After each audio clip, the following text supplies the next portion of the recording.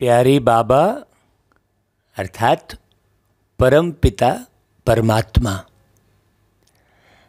धरती पर आकर समझदारी विकसित करते हैं, क्योंकि यदि व्यक्ति एक एक बात को गहरे से समझा नहीं है तो वो अपने एक छोटे से परिवार का निर्माण नहीं कर सकता।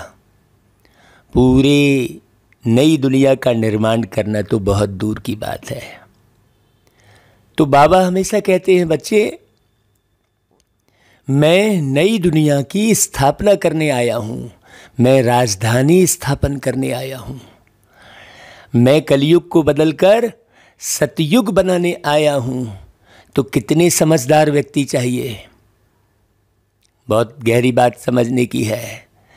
वास्तव में बाबा ज्ञान सुनाकर समझदार आत्माओं का निर्माण करते हैं, जो नासमझ हो गए थे, जो बेसमझ हो गए थे।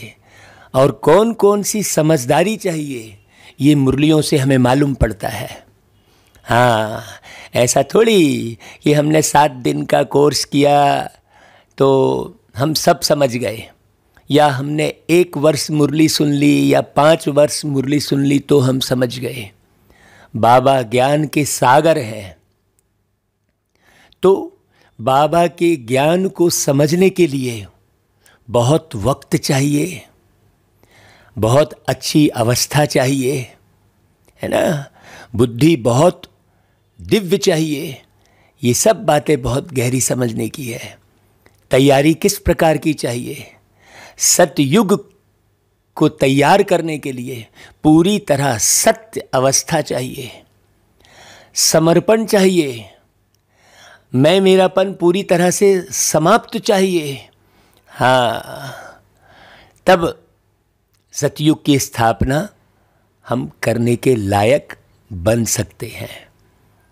हाँ, कोई ये ना समझे कि मैंने 20 साल से ज्ञान में चल रहा हूँ तो मैं लायक हो गया हूँ। नहीं, बाबा से अपनी तुलना करना, अभी तो हम मनुष्यों से तुलना करते रहते हैं। हमेशा प्रति सेकंड स्वयं की तुलना बाबा से करते रहना कि कैसे बाबा है और कैसा मैं हूँ, कितना मैं बना हूँ। बाबा कितने समझदार हैं और मैं कितना समझदार बना हूँ। बाबा कितने शांति के सागर हैं और मैं कितना शांति का सागर बना हूँ। ये जांच करते रहना, इसके लिए बहुत सारा ज्ञान चाहिए। बाबा कहते हैं, देखो मीठे बच्चे, हर एक पार्टधारी आत्मा आधा समय सुख आधा समय दुख का पार्ट बजाती है। देखो बाबा कह रहे हैं, यह भी ईश्वरी लॉ है। आधा समय दुख और आधा समय सुख। अब बाबा ने ये क्लियर कर दिया। तो यदि अभी आपको दुख हो रहा है, तो वो दुख खत्म हो जाएगा। उसके लिए घबराने की और डरने की और परेशान होने की आवश्यकता नहीं है, क्योंकि ये ईश्वरी लॉ है। बाबा ने बताया। देखो, मुरली सुनने से एक एक बात मालूम पड़ती है। जब ये ज्ञान हर एक आत्मा को हो जाएगा कि भाई आधा समय तो दुख पाना ही है। भाई जैसे दिन होता है, आधे समय रात होती है, आधा समय दिन होता है, ऐसे चलता रहता है प्रतिदिन। 24 घंटे में 12 घंटे अंधेरा और 12 घंटे उजाला, ये तो होता ही है, इसे तो कोई नहीं रोक सकता। वैसा ही बाबा ने कितनी सुंदर बात बताई। बाबा कहते हैं, बाप जो समझाते हैं, यह समझानी बच्चों की बुद्धि में यथार्थ रीति कब बैठेगी। भाई कोई भी सामग्री किसी भी स्थान पर कब टिकेगी? जब वो स्थान खाली होगा, जब वो स्थान शुद्ध होगा, उसमें कोई दूसरी चीज़ नहीं होगी। अब भाई नींबू का रस किसी गिलास में रखा हुआ है और उसमें दूध डाल दिया तो वो तो दूध गया ना, वो खत्म हो गया ना। इसलिए माना बुद्धि रूपी बर्तन शुद्ध चाहिए, खाली चाहिए, तब उसमें ज्ञान पूरी तरह से स्थिर रहेगा। हाँ, बाबा जो समझाते हैं वो एक्यूरेट किसकी बुद्धि में रहेगा भाई? जब बुद्धि शुद्ध बनेगी।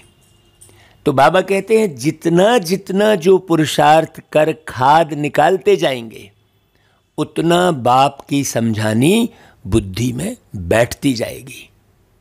जब बाप की समझानी बुद्धि में नहीं बैठी है ना, तो वो कर्म भी करने का ख्याल भी नहीं आता, कर्म करने की बुद्धि भी नहीं होती कि हम कैसा कर्म करें तो हम बाप के सहयोगी बन सकें। हाँ, वो मैं मेरापन ख़त्म नहीं होता, वो अपनी ख्वाहिशें ख़त्म नहीं होती। जब तक बुद्धि में कोई ख्वाहिश बैठी है, बुद्धि में जब तक अभिमान बैठा है, किसी भी किस्म का अभिमान, व्यक्ति ब्रह्मचर्य व्रत का पालन कर लेता है, बहुत सारे साधु संत ऋषि मुनि कर लेते हैं, काम वासना से बच जाते हैं, क्रोध पर भी कंट्रोल कर लेता है, समझ में आता है उसे नहीं यार मुझे क्रोध नहीं करना चाहिए, ऐसा समझ में आता है। लोभ पर भी कंट्रोल कर लेता है, मोह पर भी कंट्रोल कर लेता है, लेकिन एक चीज़ है जिस पर वो कंट्रोल नहीं कर पाता, उसे पता ही नहीं लगता कि वो अभिमान में है, क्योंकि अभिमान सबसे ज़्यादा सूक्ष्म विकार है और यही मुख्य पाप की जड़ है। उसको बाबा ने देह अभिमान कहा। हाँ, देह के साथ जुड़े रिश्ते, देह के साथ जुड़ी वस्तुएं, देह के साथ जुड़ा पद, भाई आज कोई भी पद है वो देह के साथ जुड़ा है, उन सब का भान। हाँ, बहुत गहरी बात है। तो अभिमान एक ऐसी जो है विकृति है, अभिमान एक ऐसा विकार है जिस पर जीत हासिल करना हर किसी के वश की बात नहीं है। अब देह का अभिमान मान लो नहीं है तो बुद्धि का अभिमान हो गया। अरे भाई, बुद्धि को विकसित करने वाला दिव्य बुद्धि दाता है कौन? परमात्मा। तो बुद्धि का अभिमान भी नहीं होना चाहिए। बहुतों को अपनी बुद्धि का अभिमान हो जाता है, हम तो समझ रहे हैं, अरे वो नहीं समझ रहा है तो हम क्या करें? अरे ऐसा नहीं है, बहुत गहरी बात है। ये जो अभिमान बैठा है बुद्धि में, वो सारे ज्ञान को नष्ट कर देता है, पूरे ज्ञान को नष्ट कर देता है।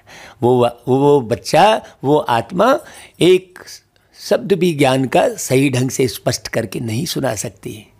तो बाबा कहते हैं इसलिए अभी तक बच्चे सतों तक भी मुश्किल पहुँचे हैं। बाबा आज कौन सी तारीख है? 12 नवंबर 2021 की वाणी में बाबा ये कह रहे हैं। अब आप बोलते हो सतयुग कब आएगा और सतयुग फलानी तारीख से आ जाएगा। बाबा स्पष्ट बचा रहे हैं, सतयुग मतलब सतो प्रधान अवस्था। तो जब बाबा स्पष्ट आज की तारीख में बोल रहे हैं तो हम सब बच्चों को कितना जागृत होना चाहिए, सोचिए। बाबा 1936 से आए धरती पर, ये हम बता रहे हैं, और आज 2021 चल रहा है। अभी 12 नवंबर मानी 21 भी अब थोड़े समय में जाने वाला है। इतने बरस हो गए और रिजल्ट बाबा बच्चों की क्या सुना रहे हैं कि अभी तक भी बच्चे सतों तक भी मुश्किल पहुंचे हैं, बोल रहे हैं बाबा।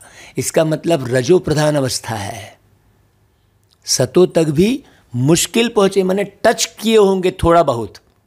सोचिए, तो हमें बाबा की मुरली सुनकर कितना पुरुषार्थ करना चाहिए। हर एक का पुरुषार्थ अपना है, कोई सतो है तो कोई तमो भी है, लेकिन बनना क्या है? बनना सतो प्रधान है। तो बस हाँ हाँ मुंडी हिलाए, सुन लिए, आज की मुरली नहीं सुनी, कल की मुरली नहीं सुनी।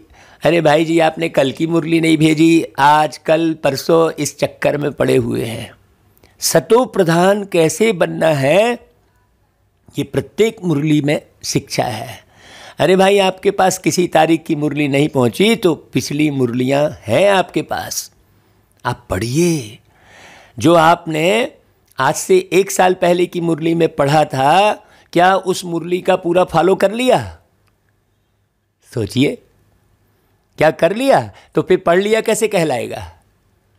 क्या उस मुरली का एक एक शब्द अपने जीवन में गढ़ लिया? तो फिर पढ़िए उसे, इसलिए रिवाइज कोर्स चल रहा है, बाबा का रिवाइज कोर्स चल रहा है। और बाबा बहुत पहले ये सारा कोर्स हर एक बच्चों को करा दिए हैं। हाँ, आप गीत बजाते हो, दूर देश का रहने वाला आया देश पर आए। वो परमात्मा दूर देश का रहने वाला है, रावण के देश में आया है। हमको अपना वो देश ले जा रहा है। ये बड़ी सूक्ष्म बातें हैं। मुरली को अगर विस्तार से सुनाया जाए तो एक मुरली आप पूरा दिन सुन सकते हैं, और पूरे दिन वाली मुरली यदि हम रिकॉर्ड करें तो वो भेजते भी ना बने, क्योंकि हर एक चीज़ की एक सीमा है। ऐसा ही आप अच्छी रीति समझ लो भाई कि ये जो समय अभी चल रहा है संगम युग का, इसकी भी एक सीमा है। ऐसा नहीं चलता ही रहेगा, आप बनो या ना बनो। जितने दाने चाहिए उतने निर्माण हो गए, उसके बाद आपका तो घाटा हो गया। बहुत गहरी बात। ओम शांति। जब मेले व प्रदर्शनी में बच्चे समझाते हैं तो जो समझाने लायक बातें हैं वह जरूर समझानी पड़े। इसमें यह तो जरूर समझाना पड़े कि सब ब्रदर्स अर्थात सब भाई के बेहद के बाप एक ही हैं, हम सब भाई हैं, ये समझाना पड़े। मुख्य पुरुषार्थ भाई भाई की वृत्ति लाना सारे संसार में। सतो प्रधान की अवस्था जो बाबा कह रहे हैं, अब उस अनुसार मुरली चल रही है, अभी ध्यान से सुनना आप। यह भी पूछना पड़ता है कि भारत का आदि सनातन धर्म क्या है। ये पूछना पड़े ना, क्योंकि धर्म भेद बहुत है दुनिया के अंदर में। अब सारे लोग तो कह देंगे आदि सनातन हिंदू, सब तो यही समझते हैं। इस्लामी, बौद्धी, क्रिश्चियन आदि को मालूम है कि हमारा धर्म किसने और कब स्थापन किया, पता है उनको। जैसे कुछ वर्ष पहले 500 साल मनाए थे आपके सिख धर्म वाले, तो उनको पता था कि हमारा धर्म कितने वर्ष हुआ है। भारतवासियों का हिंदू धर्म है वह देवी देवता, यह किसने और कब स्थापन किया यह भारतवासी बिल्कुल ही नहीं जानते। यह बिल्कुल जरूरी बात है समझाने की। यह किसके भी ध्यान में नहीं आता कि हम इस बात को हाईलाइट करें। भागवत कथा के दौरान इस बात के ऊपर विशेष फोकस किए थे कि भाई आप कुल देवी कहते हो, कुल देवता कहते हो, तो आपके घर में कुल देवी है कि आप देवता कुल के हो, ये मुख्य बात थी। लोग कुल देवी और कुल देवता समझते हैं, लेकिन देवता कुल के हैं ये नहीं समझते हैं। क्यों? प्राचीन भारत देश गाया जाता है, परंतु उन्हों को यह पता नहीं है कि हमारा आदि सनातन देवी देवता धर्म है। हिंदू तो कोई धर्म ही नहीं है। हिंदुस्तान में रहते हैं तो हिंदू हिंदू कहते हैं, धर्म वास्तव में क्या है? देवी देवता धर्म है। अब तुम बच्चे जानते हो कि 5000 वर्ष पहले देवी देवता धर्म था, और 520-30 साल पहले सिख धर्म नहीं था। है स्पष्ट बात है कि नहीं भाई? तो बरोबर उस समय लक्ष्मी नारायण राज्य करते थे, वह अपने को हिंदू नहीं कहलाते थे। अच्छा, हिंदू धर्म का भी कोई संवत होना चाहिए भाई। विक्रम संवत जो कहते हो, तो हो सकता है जब से देवता वाम मार्ग में जाते हैं तो अपने को हिंदू कहलाना शुरू करते हो, तब से विक्रम संवत भी कहते हो। सीधी सी बात है। विक्रम माने जब विकर्म किए, वाम मार्ग में गए, तो आधा आधा हो गया ना भाई। तो उस समय उनको आदि सनातन देवी देवता नहीं कहेंगे। संवत कहा जाता है जब धर्म स्थापन होता है। जैसे हिजरी संवत है ना, ईसा संवत है, ऐसा करते हैं ना भाई। सबका अपना अपना संवत है। आप कैलेंडर में देखना, अलग अलग संवत अलग अलग दिए रहते हैं। तो उस समय के कर्म विकर्म होते रहे। तो ये जो संवत कहा जाता है जब धर्म स्थापन होता है, वह किसने स्थापन किया? विक्रम संवत तो जरूर रावण ने स्थापन किया। जब विकर्म में गए, जब विकार में गए, तो वहाँ से विक्रम संवत शुरू हो गया भाई। उस समय सबके कर्म विकर्म होते रहे, कर्म अकर्म विकर्म, नाम तो है ना, है। तो विक्रम राजा का भी संवत चलता है, वह हो गया आधा समय। अब यह विक्रम संवत हिंदुओं का संवत तो नहीं है, सीधी सी बात। तो यह पूछना चाहिए कि भारत का आदि सनातन देवी देवता धर्म कब स्थापन हुआ। जो लक्ष्मी नारायण का जो आप गाथा गा रहे हो वो कब स्थापन हुआ, ये पूछना चाहिए। आप लक्ष्मी नारायण के मंदिर बनाए हो, कृष्ण जी का मंदिर बनाए हो, है ना, और कृष्ण देवाय नमः कह रहे हो, विष्णु देवाय नमः कह रहे हो, तो वो देवता धर्म कब स्थापन हुआ। बहुत गहरी बात है। हाँ, ये सब बहुत नाजुक बातें हैं, बाबा कह रहे हैं। हाँ, जब यह मालूम पड़े तब हिसाब लगा सकें कि नई दुनिया थी, फिर दिन रात जरूर होते हैं, आधा आधा तो जरूर होगा। यह एक ईश्वरी लाह है, यह समझानी देना है जरूर। ऐसा कभी कोई ने समाचार नहीं दिया है। क्रिश्चियन का भी आधा सुख आधा दुख का पार्ट चलेगा। यह जो हम समझाते हैं इसमें सारी हिस्ट्री ज्योग्राफी आ जाती है। मनुष्य जो भी आते हैं उनको दुख सुख का पार्ट मिला हुआ है, इसलिए दुख के समय घबराना, डरना, परेशान होना बिल्कुल गलत बात है भाई। ये पार्ट ही है। आप रात में बड़े चैन से सोते हो, रात हो गई तो घबराना शुरू नहीं कर देते, अरे यार दिन निकल गया अब रात आ गई, ऐसा थोड़ी करते हो। ऐसा ही दुख सुख का पार्ट आधा आधा है, ये बात अच्छे से पक्की समझ लो। एक दो जन्म के लिए आएंगे तो भी आधा आधा होगा। हाँ, यह एक ईश्वरी लॉ है, बाबा कह रहे हैं। अभी भगवान के लॉ को भी समझना, भगवान के ज्ञान को भी समझना। प्रदर्शनी में जब सुनते हैं तो अच्छा अच्छा करते हैं और बाहर निकलने से ही भूल जाते हैं। बिरला कोई ध्यान देते हैं, कोई एक मास आकर भी गुम हो जाते हैं, कोई 10 मिनट समझते, कोई 1 घंटा, कोई तो कुछ समय आकर चलते चलते थक जाते हैं। ऐसे बहुत सारे सेंटर्स पर होता रहता है। कैसे देवी संप्रदाय बन रहे हैं, यह भी वंडर है। नई दुनिया का धर्म पुरानी दुनिया में स्थापन हो रहा है। हाँ, यह बातें तुम बच्चों की बुद्धि में आती है भाई, आती है। जिनकी जिनकी बुद्धि में आती है जरा वो हाथ खड़ा करो भाई, वो कमेंट भी करो जो यूट्यूब पर सुन रहे हो। तो बाप द्वारा तुम अपने 84 जन्मों को जान चुके हो। बाप कहते हैं मैं 84 जन्मों की कहानी सुनाने आता हूँ, तो ज़रूर पिछाड़ी में ही आकर सुनाएंगे ना भाई।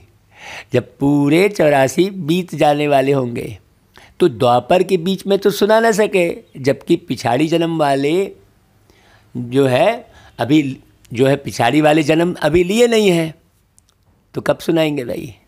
राजयोग का ज्ञान द्वापर में तो मिल ना सके। अब उन्होंने द्वापर दिखा दिया, शिव जी की जगह कृष्ण जी को दिखा दिया, एक ही अर्जुन को दिखा दिया। अब एक ही अर्जुन को थोड़ी ज्ञान सुनाएंगे भाई। जितने जितने ज्ञान का अर्जन करते हैं उनको ज्ञान सुनाएंगे। जो बैठेंगे सुनेंगे उनको सुनाएंगे, और जो बैठेंगे ही नहीं सुनेंगे ही नहीं उनको भगवान क्या सुनाएंगे। उनसे कोई लेना देना नहीं है, क्योंकि परमात्मा ज्ञान के सागर हैं, तो धरती पर आकर ज्ञान सुनाने आते हैं। तो द्वापर के बीच में तो सुना ना सके भाई। महाभारत लड़ाई भी द्वापर में लग ना सके, स्पष्ट बात। महाभारत लड़ाई के बाद ही सतयुग स्थापन होता है, अर्थात देवी देवता धर्म स्थापन होता है। तो महाभारत लड़ाई अभी लगी नहीं है, अभी लगने वाली है। देखो कहाँ लगी है का गायन कर रहे हैं लोग महाभारत का, और कहाँ अभी लगने वाली है, कितना अंतर है सोचो। उनसे पहले ब्राह्मण धर्म स्थापन होता है, तो जरूर ब्रह्मा द्वारा स्थापन करते होंगे, तो ब्राह्मण जन्म लेते होंगे ना। विराट रूप जो दिखाया है उसमें शिव को भी नहीं दिखाया है, तो ब्राह्मणों की चोटी भी नहीं दिखाई है, कहाँ दिखाई है भाई। तो प्रदर्शनी में भी विराट रूप वाला चित्र जरूर होना चाहिए। बाबा कहते हैं ब्रह्मा द्वारा पहले जरूर ब्राह्मण रचेंगे, फिर वह ब्राह्मण कब और कहाँ रचते हैं, हाँ ये बात समझने की है। ब्राह्मणों का है संगम, और शूद्रों का है कलयुग। ब्राह्मणों का सतयुग भी नहीं है, बहुत बारीक बात, और ब्राह्मणों का कलयुग भी नहीं है ना भाई। ब्राह्मणों का कौन सा युग है? संगम। तो ब्राह्मण आपस में संगम होने चाहिए। संगम यानी मिल के रहना चाहिए सारे ब्राह्मण, खींचातानी ब्राह्मणों के बीच में नहीं होना चाहिए। सारे ब्राह्मण आपस में एक दो को रिगार्ड देकर चले, छीरखंड होकर चले, बाबा की बात को समझ के चले। प्रत्येक ब्राह्मण बाबा की बात को एक्यूरेट समझे। जितने ब्राह्मण बाबा की बात को एक्यूरेट समझेंगे वही एक्यूरेट संगम पर रहने वाले कहलाएंगे। हाँ, बाप समान बने हुए ब्राह्मण ही वास्तव में संगम में रह रहे हैं। हाँ, और जो बाप समान नहीं बने हैं पूरा एक्यूरेट, उनके लिए संगम तो है ही नहीं फिर। बाबा ने स्पष्ट कर दिया कि शूद्रों का है कलयुग और ब्राह्मणों का है संगम। माने ब्राह्मणों का सतयुग भी नहीं है, सतयुग तो फिर देवी देवता बन गए भाई। हाँ, और ब्राह्मणों का कलयुग भी नहीं है। हाँ, बहुत गहरी बात। अब तुम अपने को कहलाते हो प्रजापिता ब्रह्मा कुमार कुमारियाँ। प्रजा माना ही मनुष्य सृष्टि, तो जरूर ब्राह्मण होंगे ना भाई। क्राइस्ट को क्रिश्चियन धर्म का पिता कहेंगे, और यह है प्रजापिता। भगवान ब्रह्मा द्वारा मनुष्य सृष्टि रचते हैं। हाँ, अब ब्राह्मण कौन? आत्मा। संगम किससे हो रहा है? आत्मा का परमात्मा से हो रहा है, तो आत्मा ब्राह्मण हुई। अब यहाँ पर शरीर की जाति धर्म वाली बात नहीं रह गई, यहाँ तो सीधा सीधा आत्मा की बात हो गई। तो प्रजा कौन हुई? आत्माएं हुई प्रजा, और आत्माएं प्रजा का पिता कौन हुआ? परमात्मा। और वो आत्माएं प्रजा कब कहलाई? जब शरीर में बैठकर वो पुरुषार्थ की। आत्माएं मतलब शरीर से अलग रहकर आत्माएं प्रजा नहीं कहलाई। है बड़ी गहरी बात। तो बहुत बारीक बात है। विराट रूप भी भारत में ही दिखाते हैं, और धर्म वाले विराट रूप तो बना न सके। हिंदू धर्म में ही विराट रूप दिखा रहे हैं। या नई नई बातें बाप ही आकर समझाते हैं। नई पॉइंट्स भी निकलती रहती है, पुरानी भी निकलती रहती है, क्योंकि भाई नए नए बच्चों को भी कुछ नई कुछ पुरानी पॉइंट मिलनी चाहिए जो समझे। इसलिए बाबा पुरानी पॉइंट्स भी रिपीट करते हैं और कुछ नई पॉइंट्स भी बताते हैं। रोज सुनेंगे तब तो समझ में आएगा। जब तक अलफ बे बुद्धि में नहीं हो तो और क्या समझेंगे फिर। पहले तो बाप बुद्धि में बैठाना पड़े कि भाई हु इज़ गॉड, परमात्मा कौन है। ये पहले अच्छी रीति बुद्धि में समझ में आ जाए। जैसे अभी मंदिर गए थे तो हमने बताया उनको कि भाई आज कौन सा वार है, आज कौन सी तारीख है, तो उन्होंने बताया कि भाई आज ये तारीख है, आज ये वार है।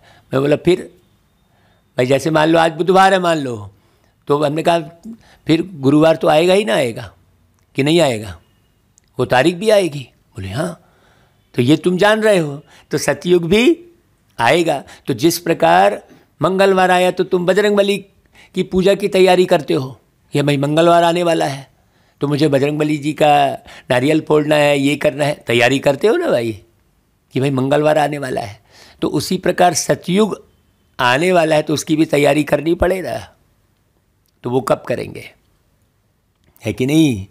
सतो प्रधान, सतयुग मतलब सतो प्रधान, त्रेता युग मतलब सतो समान। ये बारीक बात समझने की है। तो बाबा कह रहे हैं अभी मुश्किल सतो तक पहुँचे, मतलब त्रेता युग की आत्माएं अभी तक तैयार नहीं हुई है। आज की मुरली स्पष्ट कर रही है।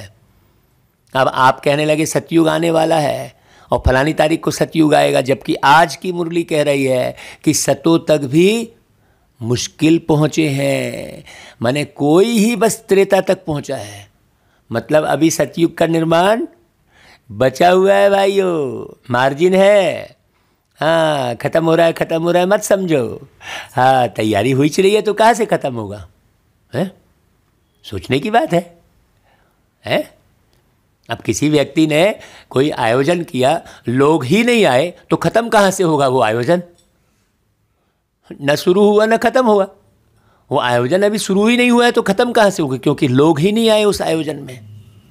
तो ऐसा ही सतयुग निर्माण के लिए बाबा धरती पर आया, तो अभी लोग सतों तक भी मुश्किल पहुँचे हैं। ये बाबा ने आज की मुरली में कहा, इस पर बहुत गौर से करना है। तो फिर ख़त्म कैसे हो जाएगा, सोचने की बात है। ये निर्माण का कार्य ख़त्म कैसे हो जाएगा, इसलिए जाग जाओ भाई जल्दी से जल्दी, अभी बहुत सेवा बची हुई है। ये मत समझो कि ख़त्म होने वाला है, अभी कुछ भी ख़त्म नहीं होने वाला है। जल्दी जल्दी तैयार हो जाओ बस, समय क्योंकि कम बचा है। क्योंकि भाई जब 85 साल 86 साल हो गए और सतों तक भी नहीं पहुँचे हैं, तो अब स्पीड से करना पड़े ना पुरुषार्थ। जल्दी जल्दी सतो प्रधान बनना पड़े। तो सतो प्रधान बनने की ये मुरली पूरी है, इस पर एक एक पॉइंट ध्यान देने की है। तो बाबा कुछ नई पॉइंट चलाते, कुछ पुरानी पॉइंट चलाते। हाँ, तो तुम जानते हो अल्प बे किसको समझाना बड़ा सहज है। बाप तो सबका एक है, वह आते भी जरूर है। भाई शिव जयंती भारत में ही तो मनाते हैं ना, परंतु भारतवासियों को यह पता नहीं है कि शिव जयंती क्या है, कब जन्म हुआ शिव जी का, ये किसी को नहीं मालूम। जयंती मना रहे हो, जयंती मतलब किसी का जब जन्म दिवस मनाते हैं उसे जयंती कहते हैं। हाँ, और शरीर छोड़ते हैं उसको पुण्यतिथि बोलते हैं। तो न ब्रह्मा विष्णु शंकर का पता है, न कृष्ण का पता है। श्री लक्ष्मी नारायण का राज्य कब था यह भी नहीं जानते, बस यूं ही बस कथा कहानी करे पड़े हैं। लक्ष्मी नारायण का जन्म कब हुआ ये भी नहीं मालूम। बहुत गहरी बात है। क्राइस्ट होकर गए, उनके पोप की सारी लिस्ट होगी, परंतु भारतवासियों को यह पता नहीं है कि यह लक्ष्मी नारायण भी भारत में राज्य करके गए हैं। जो भी चित्र बनाते हैं, पूजा करते हैं, उनका ऑक्यूपेशन बिल्कुल ही नहीं जानते। देवताओं से फिर क्षत्रियों ने राजाई कैसे ली, क्या लड़ाई की। भाई राजाई बदली होती है तो जरूर कोई ने विजय पाई, वहाँ तो यह बात ही नहीं है। वह तो अच्छी तरह राज्य देते हैं। मनुष्य तो कितने अंधियारे में है, तुमको कितनी रोशनी मिलती है। ऐसे भी नहीं सब बातें किसको याद रहती हैं। नहीं तो बाबा ने जो समझाया वह सब प्रदर्शनी में समझाना चाहिए, जो मुरलियों में बाबा समझा रहे हैं। मुझे बहुत अच्छी तरह याद है, बाबा शुरू में जब प्रदर्शनी समझाने के लिए हमें ले जाया करते थे, तो हमारा मन ऐसा नहीं कि 10-15 मिनट में प्रदर्शनी समझा दिए। हाँ, मन ही नहीं भरता था। क्यों, बाबा की मुरली को 2-2 घंटे पढ़ते थे, तो मुरली की पॉइंट वो प्रदर्शनी में समझाना बड़ा सहज लगता था, तो समझाते थे। तो अब अगर अच्छे से नहीं समझाए तो बाबा कह रहा है प्रदर्शनी में एक दिन आते, फिर दूसरे दिन आते नहीं है। भाई समझे ही नहीं तो क्या आएंगे। आपने जल्दी जल्दी है निपटा दिया। अरे आप भाई आया है कोई व्यक्ति, तो उसे कम से कम प्रदर्शनी तो अच्छे से समझाओ, है ना भाई। तो दूसरे दिन आते नहीं हैं, कुछ भी पता नहीं पड़ता कि समझते हैं व नहीं। ओपिनियन में लिखाना चाहिए कि पहले हमको यह पता नहीं था, तो देवी देवता धर्म कहाँ गया, संबत बताओ। भाई इस जिस काम का स्थापना कर रहे हैं उसके बारे में थोड़ा अच्छे से बताना पड़ेगा। हिंदू धर्म कब से शुरू हुआ, हर एक क्या क्या समझाते हैं, यह किसको पता ही नहीं पड़ता। ओपिनियन रखने वाला भी चाहिए। देखो कितनी मेहनत तुम सिद्ध करके बताते हो। 5000 वर्ष का यह चक्र है, लिखो। संवत आदि का किसको मालूम तो है नहीं। यह बातें कोई शास्त्र में सुनी है क्या, नहीं सुनी है। फिर हमने कहाँ से सीखी, तो हमको सिखाने वाला जरूर भगवान होगा, ऐसा बोलना चाहिए। शास्त्र की बात नहीं है तो कहीं ना कहीं से तो हमने सीखी ना भाई। तो भगवान बिगर यह बातें कोई समझा ना सके, तो इससे स्पष्ट हो जाएगा कि हाँ भाई इनको पढ़ाने वाला भगवान है। जैसे अंबिकापुर में जब प्रवचन का कार्यक्रम हुआ था, तो 4 किलोमीटर दूर से एक भाई आए थे, बोले हमको ये पूरा महसूस हो रहा है, 3 दिन से हम प्रवचन सुन रहे हैं कि आपके पास भगवान है, ये ज्ञान आपको भगवान ने ही दिया है। ऐसा उनको एहसास हुआ था। तो स्पष्ट करके समझाने से वो रिजल्ट मिलती है। हाँ, तो बाबा कहते हैं कि भगवान बिगर यह बातें कोई समझा ना सके। तो अब समझाएंगे तो वह भी जरूर कोई तन में आएंगे ना। अब मछली के तन में आके तो नहीं समझाएंगे, कछुए के तन में तो आके नहीं समझाएंगे, बोलने वाले तन में आकर समझाएंगे। तो बोलने वाला तो केवल एक मनुष्य ही है। भाई जहाँ एक भाषा होगी, जहाँ एक सिस्टम होगा जीवन का, है उनको ही समझाएंगे। और पतित पावन आओ, ये बुला कौन रहा है? ये चिड़िया पंछी और दूसरे तो नहीं बुला रहे हैं, ये तो मनुष्य ही कह रहा है कि हम पतित हो गए हैं। तो फिर समझाएंगे भी किसको? मनुष्य को। तो मनुष्य को समझाने के लिए मनुष्य तन ही चाहिए ना, सोचने की बात है। अब मनुष्य तन चाहिए तो क्या गर्भ में वो 9 महीने समय खराब करेंगे क्या? क्यों काल कोठरी में जाएंगे वो? परमात्मा ने ऐसे कर्म तो किए ही नहीं है जो 9 महीने अंधेरे में बैठकर कष्ट सहना पड़े। आत्मा कर्म ऐसे ही करती है तो गर्भ में अंधेरे में बैठकर उसे कष्ट मिलता है हर प्रकार का। परमात्मा ने तो ऐसे कोई कर्म किया नहीं ना, तो इसीलिए वो डायरेक्ट, वो फिर गर्भ से जन्म भी नहीं लेंगे, इसलिए वो परमात्मा है। परमात्मा यानी माँ के गर्भ से परे रहने वाली आत्मा, ये बात समझने की है। परमात्मा यानी 5 तत्वों के भाव से, भान से परे रहने वाली आत्मा। 5 तत्वों के भान में थोड़ी है वो। हाँ, बहुत गहरी बात है। तो परमात्मा ज्ञान के सागर हैं। परमपिता परमात्मा ब्रह्मा द्वारा स्थापना करते हैं, आदि मध्य अंत की नॉलेज देते हैं, उनका नाम है शिव। भक्ति मार्ग में उनके ढेर नाम रख दिए हैं, कम से कम 1.5 लाख अपनी अपनी भाषा में उनके नाम रखते हैं। सोचो, बाबा कहते हैं कितने नाम रख दिए। बच्चों को रोज कितना समझाते हैं, परंतु अर्जुन शुद्ध बुद्धि बने नहीं है। बाबा समझाते समझाते बाबा देखो कैसा रिजल्ट भी बता रहे हैं। पुरुषार्थ करते रहेंगे तो खाद निकल जाएगी। अब आप ज्ञान ही नहीं सुनेंगे, मुरली ही नहीं सुनेंगे। अभी आप जितने बरस चले हो, आप एक्यूरेट लिख कर बताना हमको कि आपने प्रतिदिन मुरली सुनी है क्या? जितने बरस भी चले, एक दिन भी मुरली मिस नहीं की है क्या?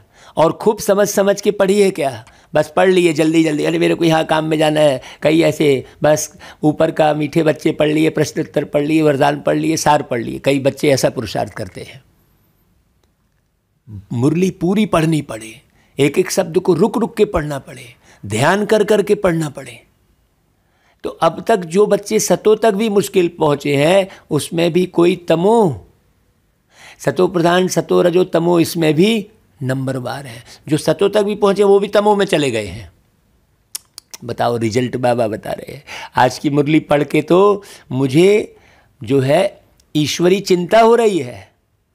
हर एक का पुरुषार्थ अपना अपना चलता है। इस समय मनुष्यों की है विनाश काले विपरीत बुद्धि। तो अब तुम मनुष्य तो नहीं हो ना?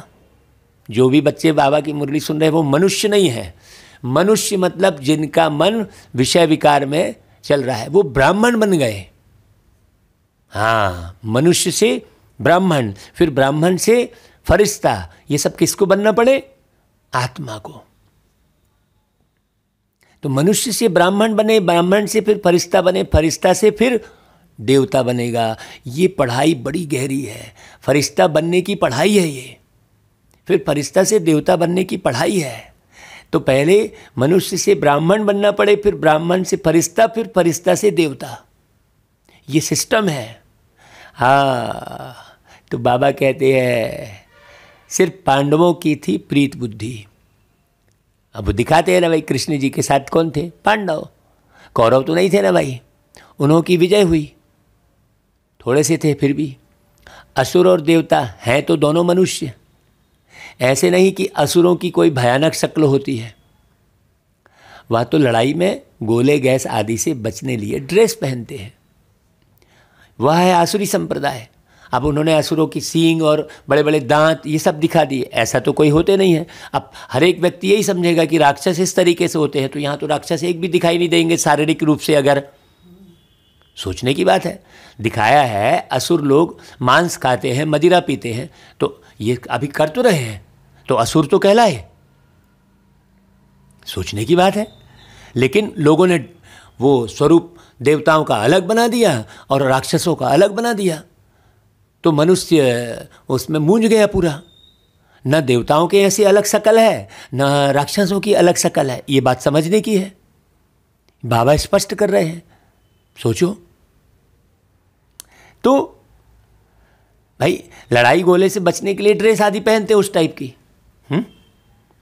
है, वह है आसुरी संप्रदाय और तुम हो राम संप्रदाय, क्योंकि तुमने 5 विकार छोड़े हैं। पवित्र बन, सारे विश्व पर तुम राज्य करेंगे। तुम्हारी कोई के साथ लड़ाई नहीं है, हमारी गाय को लड़ाई किसी से। बाबा कितनी बातें समझाते हैं, कोई मास दो आकर फिर थक जाते हैं, फिर समझा जाता है अरे अब तकदीर में नहीं होगा इसके, हाँ अब क्या कौन माथा मारे। हालांकि तकदीर अकदीर वाली कोई बात नहीं है, वो तदबीर नहीं कर पा रहा है ये कह सकते हैं, लेकिन दुनिया में तकदीर और भाग्य और किस्मत ये फेमस है तो वो शब्द बोलना पड़ता है। हाँ, बहुत सारे शब्द हैं जिसे बोलने की आवश्यकता ही नहीं है, लेकिन बोलना पड़ता है, क्या करें, प्रचलित है वो ना शब्द। तो साधारण प्रजा में तो आएंगे, प्रजा तो ढेर बनने वाली है। अभी भी देखो प्रजा कितनी है, किस तरफ अन्न की कमी होने के कारण मनुष्य भूख में भी मर जाते हैं, कोई तरफ बारिश नहीं होने के कारण अकाल भी पड़ जाता है। देखो ये सब लाइनें क्यों बोल रहे हैं बाबा, ये इशारा किधर है बाबा का, है बारिश नहीं होने के कारण अकाल भी पड़ जाता है, अन्न की कमी होने के कारण मनुष्य भूख में भी मर जाते हैं। तो यहाँ मरने की बात अलग है ना, अन्न मतलब यहाँ ज्ञान धन पूरा नहीं है। बहुत बड़ी बात है समझ की, योग की बारिश। हाँ, योग माने क्या, समझ, योग माना आपसी प्रेम, योग के बड़ी गहरे अर्थ हैं। हाँ, तो इसमें गवर्नमेंट क्या करेगी, ये तो नेचुरल कैलेमिटीज है, वहाँ की बात भी है। अब तो मूसलाधार बरसात भी पड़ेगी, विनाश तो होना ही है तो वो ईश्वरी गवर्नमेंट भी क्या करेगी, बाबा तो सब कुछ सुना रहे हैं। हाँ, तो तुमने जो साक्षात्कार किया है वह सब प्रैक्टिकल में होगा। साक्षात्कार में एक कृष्ण का महल देखेंगे, सारा तो नहीं देख सकेंगे ना। अच्छा देखेंगे, विनाश हुआ, शरीर छोड़ेंगे तो सब कुछ भूल जाएंगे, सारी दुनिया खत्म हो जाने वाली है, फिर दुनिया ही बदल जाएगी, तुमको सब कुछ भूल जाएगा। अभी तुम्हारे में शुरू से लेकर अंत तक का सब नॉलेज है, तो अभी जितनी कमाई जमा करनी है कर सकते हो। मूल वतन सूक्ष्म वतन का चक्र कैसे फिरता है, यह नॉलेज बाप ने दी है। हाँ, मूल बातें समझने की कौन कौन सी है, सूक्ष्म बातें समझने की कौन कौन सी है। हाँ, मूल बातें कौन कौन सी समझने की है और सूक्ष्म बातें कौन कौन सी समझने की है। जिसमें जितना जास्ती ज्ञान उतना जास्ती नशा रहता है। अभी हम मास्टर नॉलेजफुल हो गए, फिर जब विनाश होगा हमारा शरीर खलास हो जाएगा, इस जन्म तक ही नॉलेज रहती है। तो इतना बुद्धि में नशा रहना चाहिए कि हम यह शरीर छोड़ जाकर प्रिंस प्रिंसेस बनेंगे। हाँ, मनुष्य तो पढ़कर जाकर अपनी अपनी कमाई करते हैं। बाप कहते हैं हम कोई कमाई नहीं करते, हम तो तुमको सिखलाकर अपने घर ले जाते हैं।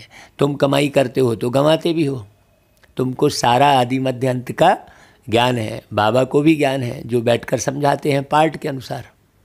फिर बाबा भी चले जाते हैं निर्वाण धाम, फिर सभी आत्माएं भी चली जाएंगी वहाँ। फिर जिन जिन का पाठ होगा वह फिर राजधानी में आते रहेंगे, बाकी टाइम शांति धाम में रहेंगे। बच्चों को कितना ज्ञान मिल रहा है ऊंच पद पाने के लिए, नए किसकी बुद्धि में बैठ न सके, सिर्फ इतना कहेंगे ज्ञान बहुत अच्छा है।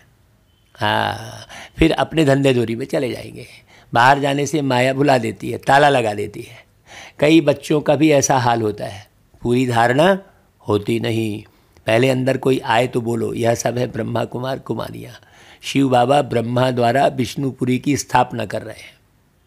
अभी कलयुग अंत, फिर सतयुग होगा। तो ब्रह्मा के बच्चे सब ब्रह्मा कुमार हैं जो देवता बनेंगे वापस फिर से। ऐसा सर्विस समाचार बाबा को मिलता रहे तो बाबा राय दे, परंतु बाबा को पूरा सुनाते ही नहीं।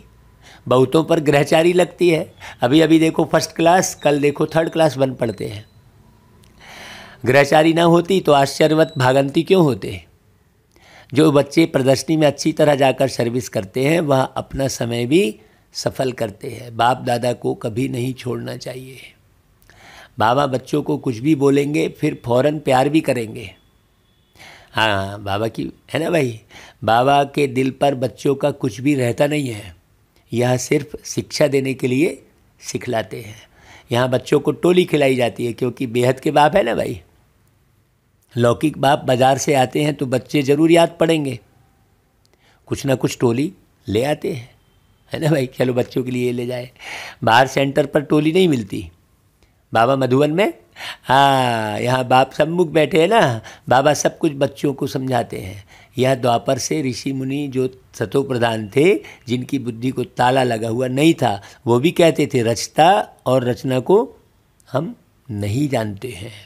हाँ, आज कलयुग में सबकी बुद्धि को ताला लगा हुआ है, फिर वह कैसे जान सकेंगे? शास्त्र तो वह ऋषि मुनि भी पढ़ते थे। तुमको पॉइंट बहुत मिलती है समझाने के लिए। अच्छा भाई, आज की मुरली में बहुत सारी पॉइंट्स है, आप बहुत अच्छे से पढ़ो और उसका विचार मंथन करना भाई। अच्छा भाई, बाबा फिर याद प्यार देते हैं मीठे मीठे सिकी लदे बच्चों प्रति। मात पिता बाप दादा का याद प्यार और गुड मॉर्निंग।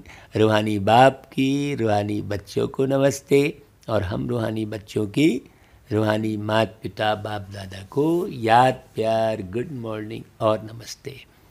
देखो भाई, धारणा के लिए सार है कि भगवान हमको पढ़ाकर भगवती भगवान बनाते हैं। इसी खुशी व नशे में रहना है। हाँ, तक आपके अंदर खुशी नहीं रहेगी, है ना भाई, तब तक ज्ञान स्थिर बैठेगा नहीं। इसलिए हाँ, नशा रहना चाहिए, खुशी रहनी चाहिए। तो रचता और रचना का ज्ञान बुद्धि में रख दूसरों को सुनाना है एक्यूरेट।